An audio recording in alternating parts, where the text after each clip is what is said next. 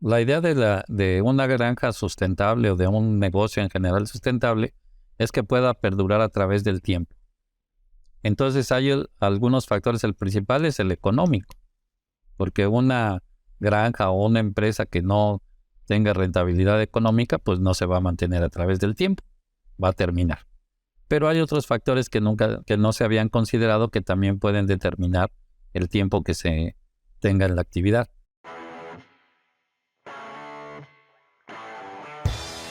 Buenas tardes a todos, buenos días, dependiendo del horario que nos estén viendo. Mi nombre es Román Moreno y me gustaría darles la bienvenida a un nuevo episodio del CerdoCast. En esta ocasión tenemos el gusto de contar con nosotros con el doctor Germán Gómez Tenorio. Él es de México y trabaja en la Universidad Autónoma del Estado de México. Si me equivoco, doctor, usted me corrige. Y me gustaría darle la bienvenida. Es un gusto tenerlo con nosotros. Al contrario, muchas gracias por invitarme a esta entrevista. Y me gustaría que empezáramos, si a usted le parece bien, que nos comentara usted cómo fue su carrera, cómo empezó usted a interesarse en los cerdos, cuál fue su trayectoria académica para llegar hasta al momento donde está usted en su actual trabajo con la universidad. Si se le gustaría comentarnos eso, estaríamos muy, muy contentos. Sí, pues yo nací en la Ciudad de México, allí en una colonia totalmente urbana, pero mi papá adquirió una granja porcina cuando yo era adolescente, y yo en una ocasión fui a la granja y vi nacer unos lechones, vi un parto. Quedé tan impresionado que decidí estudiar veterinaria. Después mi papá quebró con su granja, le fue muy mal y vendió todo, pero pues yo seguí estudiando la carrera. Y cuando salí, pues, bueno, ya que llevé las asignaturas de porcinos y demás, pues más me llamó la atención. Y ya cuando terminé la carrera, eh, me vine a estar en una granja de cerdos. Cuando terminé la estancia que tenía que hacer por parte de la universidad, me dijeron que si me quedaba yo a trabajar, y pues pensé que quedarme unos 2 o 3 meses, y pues ya casi pasaron 40 años. Después ya empecé yo por mi cuenta a tener cerdos, y y después me metí a la universidad pensando estar siempre actualizado, dar clases y estar actualizado. Entonces, pues ya eso me llevó a hacer la maestría, el doctorado y ser profesor investigador. Entonces ahorita pues ando con mis cerdos, con mi granja y el trabajo en la universidad como profesor investigador. Qué bien. Entonces usted, aparte de estar en la academia, también es productor de Sí, cerdos. de hecho me gusta más que me asocien como productor, o sea, piensen la gente soy productor, que profesor investigador. Pero las dos cosas me apasionan. Qué bien, qué bien. Es algo muy interesante porque casi no se ve eso, sobre todo en la producción de cerdos. Pero bueno, qué bien. Entonces, doctor, pues ya conociéndolo un poquito más, me gustaría que nos comentara en su trabajo diario de académico, ¿cuál es su enfoque principal? ¿Está usted más enfocado a la cuestión económica, a la cuestión de enfermedades? ¿Cuál es el enfoque que tiene usted en su carrera? En la cuestión de economía porcina, yo desde que estuve en las primeras granjas en mis prácticas, algún porcicultor me dijo que hablando de puercos todo es dinero, y hablando de dinero todos son puercos. Y desde ahí me di cuenta que pues por ahí iba la situación. Entonces la misma porcicultura me fue empujando hacia las cuestiones económicas y más con la granja. Y por eso me fui inclinando hacia esa área, y en eso hice el posgrado, la maestría y el doctorado. Muy bien, muy bien. Y ya que estamos un poquito en las cuestiones económicas, leí por ahí un artículo donde usted es el autor de que habla de los aranceles que hubo cuando estaba una crisis, digamos, de importaciones y exportaciones entre Estados Unidos y México. Se tuvieron que imponer algunos aranceles y uno de ellos fue un arancel que se le impuso a la carne de cerdo americana que estaba entrando a México. No sé si nos pudiera comentar un poco de esto. Sí, bueno, la porcicultura en México dio un giro de 180 grados, ¿no? Porque eh, inicialmente era una economía cerrada, entonces se producía internamente todo lo que se consumía. Prácticamente no existía ninguna exportación ni de carne ni de animales, y tampoco existía importaciones. Entonces, cuando México cambia su política económica y haya una apertura comercial, empieza a entrar carne de Estados Unidos.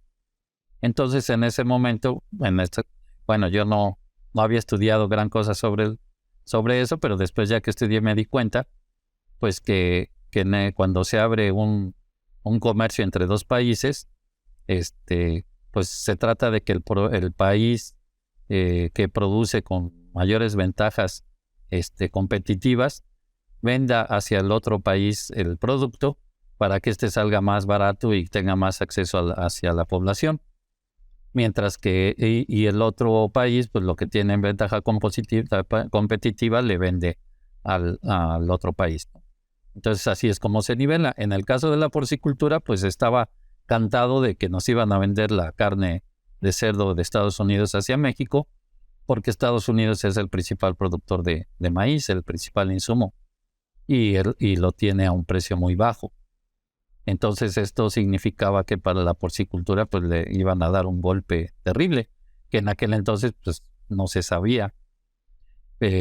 Ya cuando empezó viendo la realidad y empezó a entrar cada vez más y más carne, primero el 5% del consumo, luego el 10, el 15, el 20, el 25, el 30, el 35, el 40%, a través de los años, pues todo el mundo siempre quejándose. Ahorita que están bajando los precios aquí internos, ya me mandaron aquí un mensaje unos productores quejándose de la importación de Estados Unidos, por ejemplo. Entonces yo en mis trabajos de investigación dije, bueno, ¿cómo podemos defender la porcicultura nacional hasta esta embestida de la porcicultura norteamericana? Entonces una de las posibilidades es utilizar aranceles, que es lo que maneja pues la economía, digamos, a nivel mundial. Entonces, como tenemos un tratado de libre comercio, pues se supone que no se puede aplicar arancel a menos que estén ejerciendo lo que le llaman precios dumping, o sea, que el otro país esté vendiendo por abajo del costo de producción para provocar la quiebra de los porcicultores, en este caso mexicanos. Entonces, en aquel entonces, cuando yo hice ese artículo, México estaba demandando eso, que era dumping, sobre todo las piernas, ¿no? Que en Estados Unidos son muy baratas y en México son muy cotizadas, porque es lo que más queremos comer, la carne. Allá en Estados Unidos se fijan en los cortes más sabrosos, y aquí lo que queremos es cantidad de carne por las situaciones económicas de los dos países. Entonces, por eso a eso se debió que se hizo ese artículo. Finalmente, se tardó tanto tiempo en que se aplicaran los aranceles y que se diera un fallo así a nivel internacional, que en ese momento se corrigió un poco los precios y ya los porcicultores mexicanos ya quedaron conformes y pues ya seguimos hasta la actualidad. Cada vez que bajan mucho los precios de la carne de Estados Unidos e invaden el mercado mexicano, pues otra vez renace entre los productores pues la cosquillita de reclamar que eso no puede ser, ¿no? La otra cosa que me parece a mí muy interesante y no sé cómo lo vea usted también, lo que menciona de que los cortes que queremos en México no necesariamente son los cortes más valiosos en Estados Unidos. Yo siempre he tenido la impresión de que en México nos gusta mucho el jamón. Comemos mucho jamón y obviamente para hacer jamón se necesitan las piernas y pues es algo que no se consume tanto aquí en Estados Unidos. ¿Cómo usted ve eso? ¿Cree que sea cierto lo del jamón o nada más es el volumen lo que estamos buscando cuando traemos las piernas a México? Bueno, el consumo de carne en los dos países es muy desigual, en carne en general. Si tú sumas el consumo en Estados Unidos de cerdo, res y pollo, pues anda cerca de 100 kilos o más per cápita. Y aquí, pues si sumamos todo, pues andamos a la mitad, ¿no? O un poquito más. Pero pues el consumo es mucho más bajo. Y eso porque aquí en el pollo es muy fuerte, ¿no? Pero si ya vamos a cerdo y a res, pues es muy poco lo que se consume. Entonces, pues por la población y mucha gente que tenemos en México, desgraciadamente en pobreza y demás, pues lo que quieren es carne. Y la pieza que más carne tiene, pues es la pierna. Entonces es lo que nosotros buscamos. Y las empacadoras, pues lo que venden más pues, es jamón, porque pues le ponen la harina y todo lo demás y pues le hacen un volumen más grande. Entonces llega el consumidor que no escaso de recursos y dice, bueno, yo quiero este jamón porque vale más barato que la carne en la carnicería. Entonces, pues la demanda de las piernas es mucho mayor. Y en Estados Unidos, pues más bien se van por el sabor. Ahí es el belly, la panza. Es lo que tiene un valor muy alto porque tiene más grasita y tiene un sabor mejor, ¿no? Y acá no. O sea, el ama de casa llega y ve grasa y no, quítasela. Yo lo que quiero es carne. O sea, todo mundo lo que quiere es carne. Entonces, esta situación hace que nosotros, pues, o sea, en México, pues se vendan las piernas de Estados Unidos, pues, al por mayor. Y nosotros hasta últimamente ya empezamos a vender ahora los cortes que a ellos les gustan, o sea, el belly, y empieza a salir gran parte, ya empezamos a exportar a Estados Unidos, pero por muchos años, por cuestión de la fiebre porcina clásica y demás, pues no nos dejaban sacar nada. Todo se quedaba aquí. Ok, entonces ahora digamos que se está, por decirlo de alguna manera, se está complementando la demanda de los dos países, o no necesariamente nada más Estados Unidos y México, pero a nivel global, algunos países quieren algunos cortes, algunos quieren, les prefieren otros. Entonces, digamos que ¿usted cree que se estén complementando o no necesariamente es el caso? Sí, así es. De hecho, la teoría económica eso es lo que dicta. O sea, si tú tienes muy barato las piernas en este caso, pues mándamelas. Y yo te puedo dar más barato el belly. Entonces el mismo mercado se alinea. Ahora, hablamos con lo de Estados Unidos porque Estados Unidos, el 90 entre el 90 y el 95% varía esto de año con año, de las importaciones mexicanas son de Estados Unidos. O sea, también les van a decir que pues de Canadá, un poco de Europa y demás, pero es mínimo. Por ejemplo, de Europa traen los jamones serranos o ese tipo que es un nicho de mercado muy pequeño. Pero así en el volumen es en Estados Unidos. Y sobre todo es carne para procesar, ¿no? No es carne ya procesada, ¿no? Lo que va de Estados Unidos a México. Sí, son cortes. Son cortes, o sea, piernas. Ellos tienen sus cortes primarios, que es el shoulder, o sea, la parte del frente, y luego el loin, el belly y la pierna. Son 4 cortes y así los venden.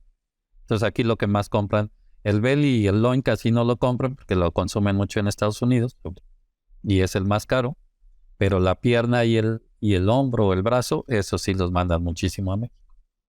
No digamos los cueros y las cabezas y eso que para ellos pues no se consumen, ¿no? Y aquí pues es la máxima delicia, ¿no? Los cueritos ahí en las carnitas o el chicharrón. Sí, básicamente, bueno, a mí me ha tocado experimentar las dos partes y sí tiene usted mucha razón.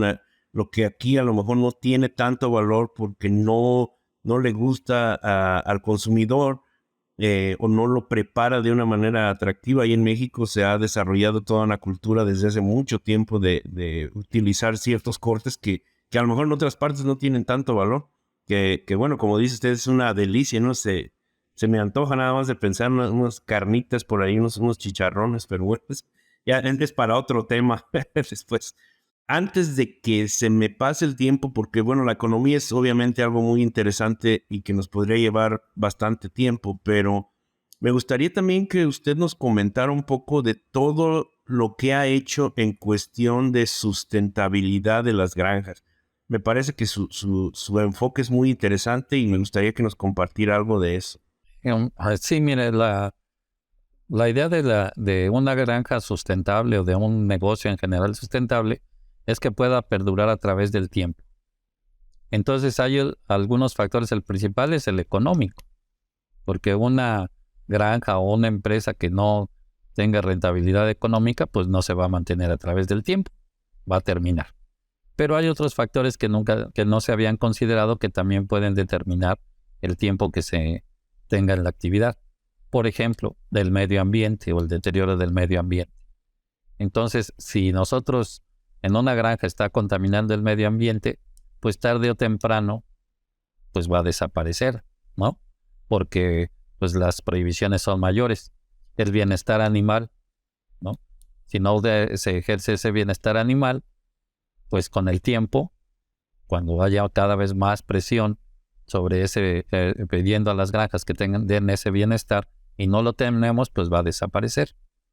Entonces lo que se ha hecho es lo que ahora en la cuestión de los desechos es lo que le llamamos la economía circular, o sea, aprovechar todo, ¿no? Entonces, pues de lo que es el excremento, pues se puede hacer separación de sólidos, compostas para hacer nuevos abonos, que es lo que estamos nosotros haciendo, y también la famosa producción de biogás. Entonces, con esto pues se recicla, vuelves a utilizar el gas para calentar las naves y tienes abono para los terrenos. En el caso de los cadáveres también se pueden compostear. O sea, nosotros lo hacemos con acerrín, puede haber otros sustratos. Estos se entierran. Nos hacemos como unos, les digo yo, sándwiches. O sea, ponemos acerrín, después los restos de los animales. También pueden ser placentas, testículos y demás. Y después ponemos otra rebanada de acerrín y después otra de cadáveres y demás. Y la composta queda. Nosotros, por ejemplo, con el acerrín tiene 2% de proteína. Y ya una vez que ya se composteó y ya tienen los cadáveres y eso, que no huele absolutamente nada, ni nada. Cuando lo sacas, que nadie se imagina que allí estuvo un animal allí, o los restos de un animal, sube a 9, 10% de proteína, o sea, de nitrógeno, por la carne que se quedó ahí, las vísceras.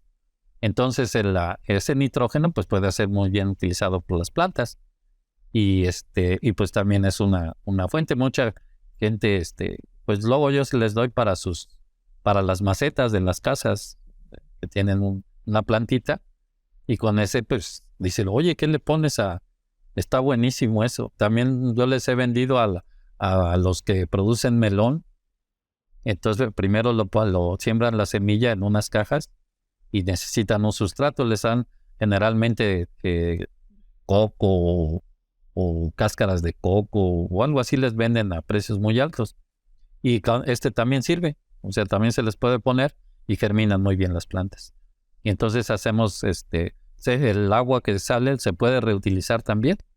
Y entonces hacemos esto que le llaman economía circular. Muchas cosas podemos reutilizarlas y aparte pues aseguramos la sustentabilidad, porque una granja que no está contaminando y que está generando productos adicionales, pues es muy cotizada en la misma población.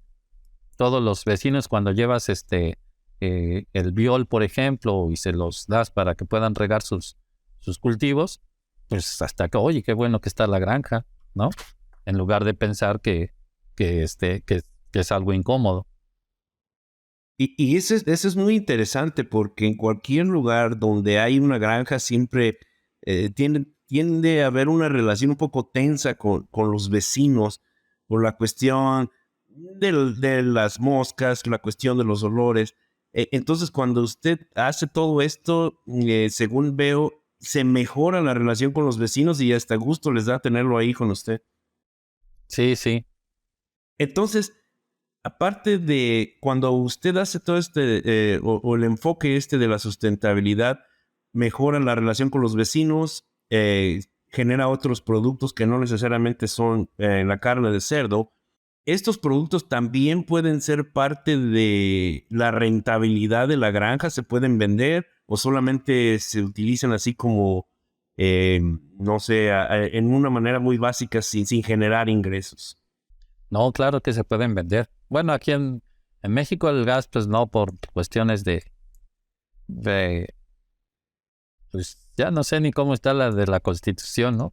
Política, pero pues el gas pues, lo comercializa el gobierno. Entonces, pues no puedes tú llegar y ya te vendo gas y eso así libremente.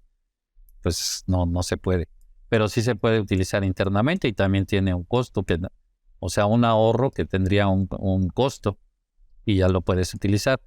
Y lo que es los abonos ahorita con la subida de los precios de los fertilizantes químicos, pues ha tenido un boom utilizar todos estos productos, ¿no? Y nosotros, pues sí, muy bien, el año pasado, les comento que nosotros nos fuimos de vacaciones, mi esposa y yo, a la playa de Cancún con el dinero del estiércol que habíamos vendido. Entonces, le digo, no, pues increíble que con la caca nos fuimos, de vacaciones, ¿no? Entonces, lo que era antes un problema, ahora es un beneficio. Muy, muy interesante porque a veces nos enfocamos tanto en las cuestiones técnicas de, no sé, la ganancia de peso y el número de nacidos y todo esto y a lo mejor nos olvidamos un poquito de que hay otras maneras de producir dinero con todo lo que rodea a la producción de cerdo. Muy, muy interesante. Creo que muchos vamos a irnos con una idea diferente de lo que es el procesamiento de todo este tipo de subproductos de la producción de cerdo, ¿no? Tengo la hipótesis que en el futuro, no cercano, pero sí en el futuro lejano, este, vas a adquirir más ingresos por la generación de energía en las granjas que por la venta de la misma carne, así como va a estar la situación.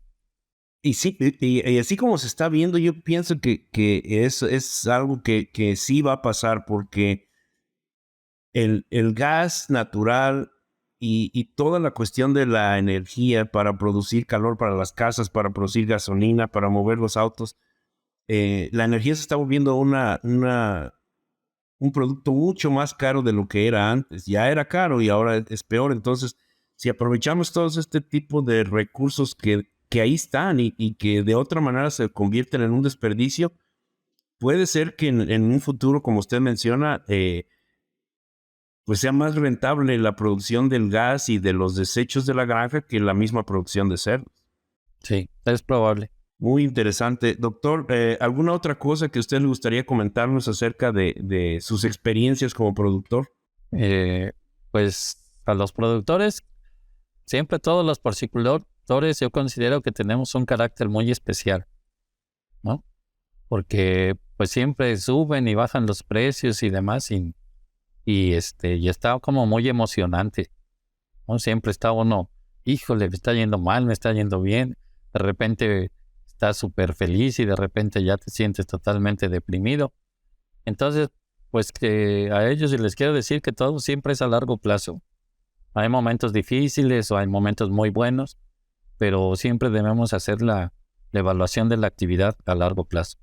Y a los jóvenes, pues me gustaría decirles que le metan a la porcicultura, todos los veterinarios y demás, que es una especie súper apasionante, súper completa y además te lleva a otras, como en el caso mío, a áreas como economía y demás que aparentemente no tenían mucho que ver con la veterinaria.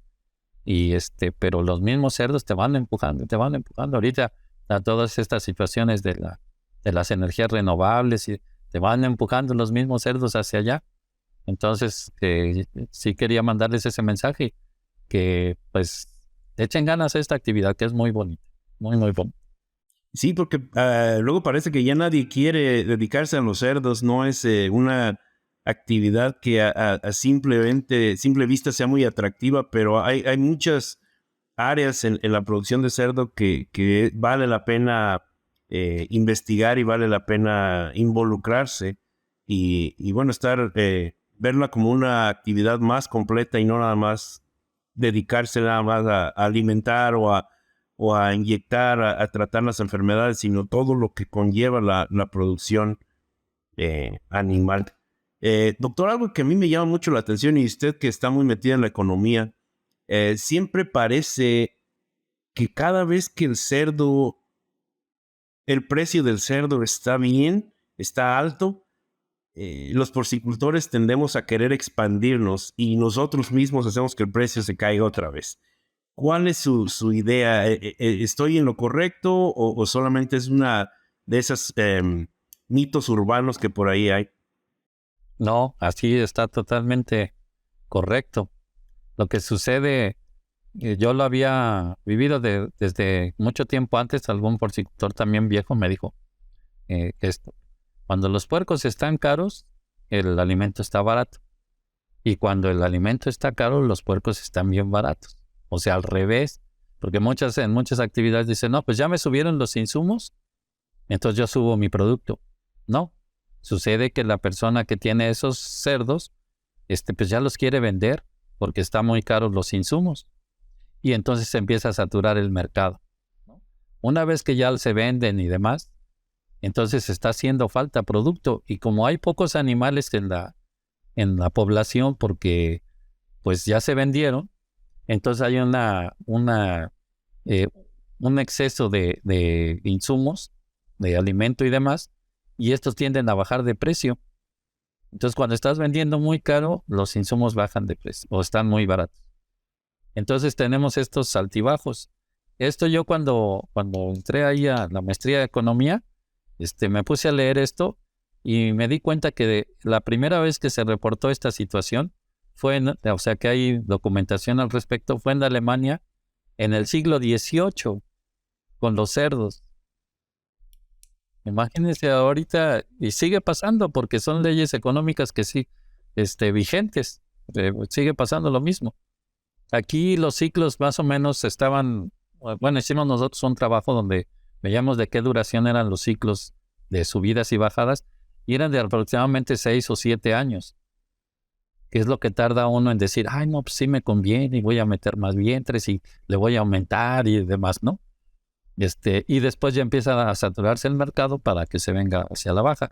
Ahora, últimamente esto, con la apertura comercial, ya no ha sido tan marcado porque pues ya hay salida de productos. O sea, México empieza a exportar, o si en Estados Unidos hay más, pues baja. O sea, ya no es solo la producción interna.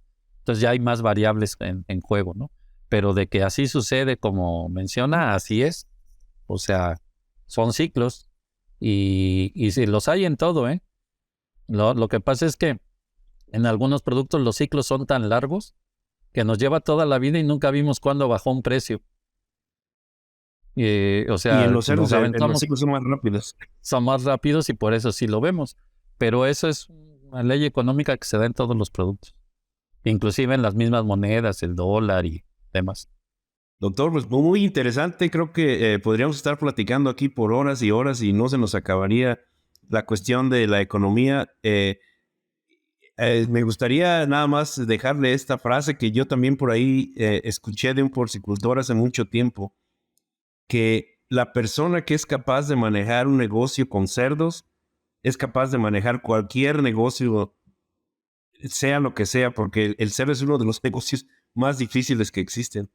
Sí, yo lo creo así también. Muy, muy amplio y muy difícil. Muy difícil.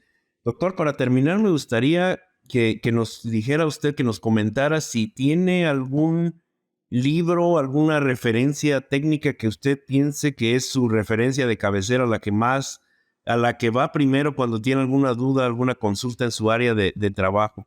Pues lo que siempre consulto son los precios, la verdad. O sea, todos los días checo la bolsa de Chicago, los futuros, y veo cómo van los precios de los insumos y del cerdo. Eso es de ley.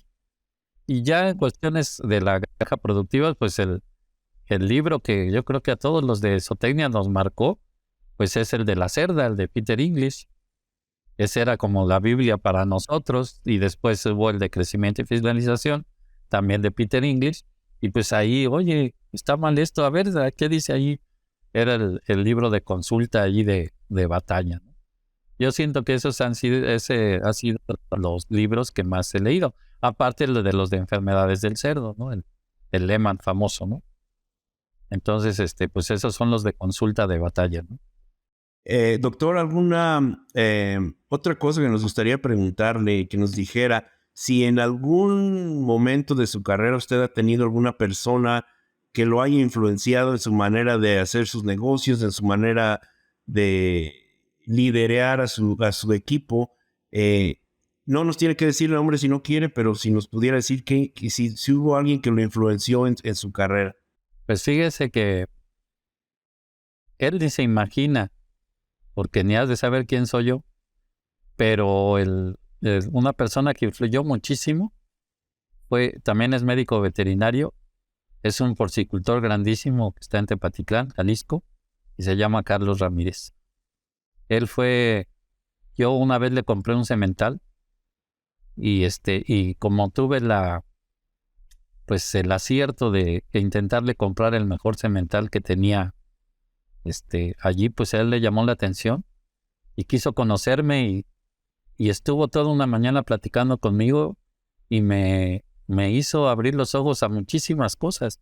Fue un día donde yo aprendí muchísimo y pues él no lo sabe, pues ya jamás volví a hablar con él, ¿no? Lo he visto porque lo conozco, es famoso de lejos y está apenas ahora en el congreso en Tepatitlán lo vi pero sí me marcó porque muchas de las cosas que me manejó ese día como porcicultor, las aprendí yo para mi porcicultura. Por ejemplo, una de ellas fue que me dijo, en aquel entonces iba a abrir el Tratado de Libre Comercio apenas. Y yo le dije, no, pues yo un productor pequeño estoy espantado. Usted, pues no, porque es un productor grande. Y me dijo, no, estás equivocado porque tú puedes matar un puerco, te eres pequeño, matas un puerco y lo vendes afuera de tu casa, en la carne, o haces carnitas. En cambio, yo con todos los puercos que tengo, ¿dónde los voy a vender? Porque los gringos van a querer venderles a mis clientes, a los grandes, no a los chiquititos. Y así como ese tipo de cosas me dijo, y me marcó mucho. Y después, ya que estudié yo economía, me di cuenta que muchas cosas tienen una base ya estudiada, ¿no? Científica. Que sí tenía razón, entonces. La última cosa que nos gustaría preguntarle, doctor, ¿tiene usted algún libro que haya leído, que le guste leer, que no es necesariamente un libro técnico, que le gustaría que nos recomendara, que le haya gustado el libro? Pues mire, si les gustan las cuestiones filosóficas, hay un libro que se llama Lo que verdaderamente dijo Gandhi. Filosófica, no religiosa, ¿no? Claro que su filosofía estaba basada en la religión, pero es bien interesante lo que realmente pensaba, ¿no? Que mucha gente bien a bien no sabe. Ya hubo una película por ahí, más o menos se clarifica un poco. Esa a mí también me gustó mucho. Y novelas en general. Yo soy muy fanático de las de Agatha Christie y de misterio. Siempre se me han hecho la investigación, se me hace muy interesante, y en el nivel de una novela es padrísimo estar leyendo y pensando quién es el asesino y por qué lo haría y demás. Entonces, pues esto también hace, cuando está uno investigando algo, técnicamente también así está. Oye, yo quiero saber por qué, y es lo que te motiva, pues, para hacer las investigaciones. Muy, muy interesante ese enfoque porque a mí, en mi caso en particular, las novelas de misterio me da mucho trabajo leerlas porque es mucha información que le cae a uno al mismo tiempo, pero afortunadamente para mí, a mi esposa le encantan esas novelas y pues las tengo que pues ver más bien en películas, y sí me causa trabajo seguirlo, pero muy interesante su punto de vista, que se relaciona mucho con la investigación, y la investigación es muy parecida a las novelas porque nunca se sabe a qué conclusión puede llegar uno, y hay que estar con la mente abierta para poder darse cuenta de lo que está pasando. Sí, así es. Doctor Germán, nos dio mucho gusto tenerlo con nosotros, una charla muy interesante. Me parece que su carrera es algo muy particular, la manera en que usted se ha movido en todas las áreas de la porcicultura, no nada más enfocándose a las enfermedades o a la economía o a la sustentabilidad, sino que ha cubierto muchas áreas y eso es algo que no se ve muy seguido. Entonces, pues le agradecemos aquí en CerdoCast que nos haya dado la oportunidad de platicar con usted. Hemos aprendido bastante y no sé si tenga algunos comentarios finales antes de despedirnos. No, nada más agradecerles la invitación y ojalá de los que escuchen algo saquen de beneficio de esta charla. Muchísimas gracias. Seguramente que sí, doctor. Y le agradecemos nuevamente y pues estamos en contacto y por ahí nos encontraremos alguna vez en algún congreso. Ojalá. Muy bien. Sí, muchas gracias. Ojalá nos veamos por ahí.